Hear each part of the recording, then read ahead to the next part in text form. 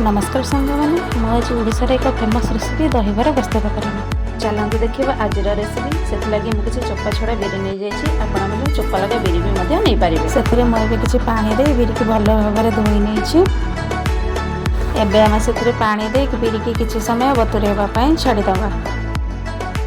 एवं आमर पाखापाखि गोटे घंटा बतुरेवा बेले देखो बिरी आमर भल भाव बतुरी जाइए। एबे मु बिरी एक्स्ट्रा पानी को काढ़ी नहीं एक मिक्सिंग जार दे देछि। सांग माने आपन को जदि वीडियो भल लगी था लाइक शेयर करबा संगे संगे चैनल को सब्सक्राइब करबा को जमा भी भूलिबेनी। एबे बिरी रे हम अल्प पानी दे यार एक बहलिया बैटर बना लेबा। ध्यान रखिबे पानी रो परिमाण कम नै। बैटर पतला रहला बरा गुडी हमर छाणी हेबो नाही सेति लगी पानी कम यूज करिए। एबे मु सब बैटर के एक बड़ जगह को काढ़ी नैछि आ ताको 5 टू 10 मिनिट भल भाବରେ फेणी नैछि। फेणी द्वारा बैटर टी हल्का होता है और बरा गुड़िक भलसे होता है। बैटर को 5 टू 10 मिनिट फेणवा पर एबे हाथ को यह स्मूथ लगुच। आवश्यक अनुसार पानी नहीं आ 2 बड़ चामच से सूजी पकई सूजी पकड़ा द्वारा बरा आमर ऊपर क्रिस्पी आ भीतर सॉफ्ट होता है। मुझे आपन को बैटर को देखो पानी में पकईकि देखो बैटर टी भाषुचे तो जानते आमर बैटर टी परफेक्ट अच्छे। एथरे मो स्वाद अनुसार लुण पकई या अध घंटे सेट होगापी छाड़ी चलते आम दहीबर दही प्रस्तुत करनवा। से पतला दही नहीं जाइए। एबे से तड़का लगाइबापी मुझे तेल को गरम होगापी छाड़ी एबे से पंच फुटण आ सुखिला लंका भृषंग पत्र पकई यार एक तड़का बन एबे से फुटण को आम दही में देदबा।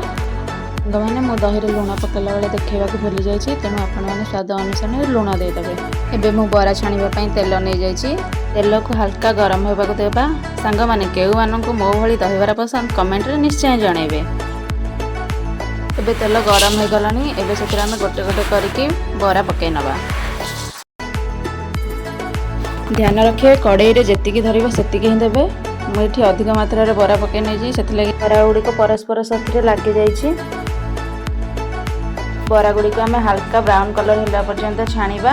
एबे मोर बरा गुडी को भलसे हो गलानी एबे मु एको गोटे जगह को काढी नउछि। से सेम प्रोसेस रे बाकी बरा गुडी को मध्य मु छाणी नइछि।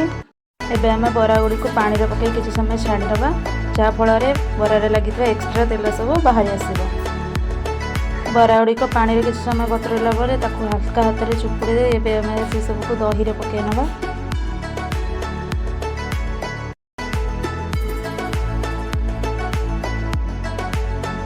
एबे देखंतु मो सब बरा गुडी को दही रे पकई नैछि आ एबे दही रे किछि समय बतरबा पई छाडी नबा।